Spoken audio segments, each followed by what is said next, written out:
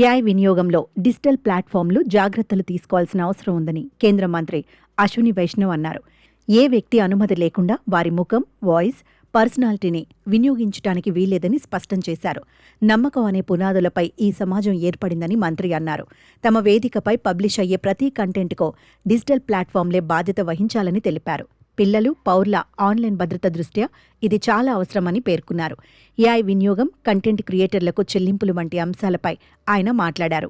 కుటుంబం, న్యాయ వ్యవస్థ, మీడియా, శాసన వ్యవస్థలు దీనిపైనే ఆధారపడి పనిచేస్తున్నాయని గుర్తు చేశారు. మీడియాలో ధృవీకరించిన సమాచారమే పబ్లిష్ చేస్తారని, పైగా ఆ కంటెంట్కు బాధ్యత కూడా వహిస్తోందని పేర్కొన్నారు. ఇదే రీతిలో డిజిటల్ ప్లాట్ఫామ్లు బాధ్యత వహించాలని తెలిపారు. అలాగే డీప్ ఫేక్ రూపంలో నమ్మకం అనే దానికి ముప్పు ఏర్పడిందని ఆందోళన వ్యక్తం చేశారు. జరగని విషయాలు కూడా జరిగినట్లుగా కొన్ని వీడియోలు బయటకొస్తున్నాయని, వాటిని ప్రజలు కూడా విశ్వసిస్తున్నారని ఆందోళన వ్యక్తం చేశారు.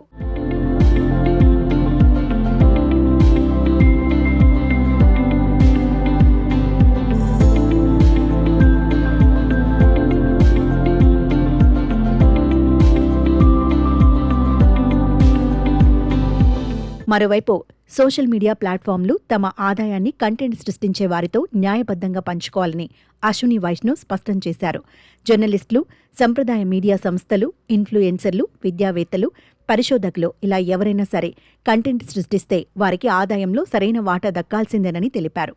ఈ ప్లాట్ఫామ్లు ఇతరులు అప్లోడ్ చేసే కంటెంట్ ద్వారా గణనీయంగా ప్రయోజనం పొందుతున్నాయని, అందుకే కంటెంట్ సృష్టికర్తలకు కూడా వారి సరైన వాటా దక్కాలని ఆయన పేర్కొన్నారు.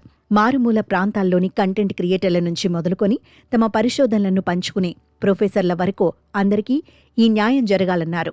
ఆదాయ పంపిణీలో న్యాయబద్ధతను తీసుకురావడం ద్వారా దేశంలో డిజిటల్ కంటెంట్ ఆర్థిక వ్యవస్థను బలోపేతం చేయవచ్చని అభిప్రాయపడ్డారు.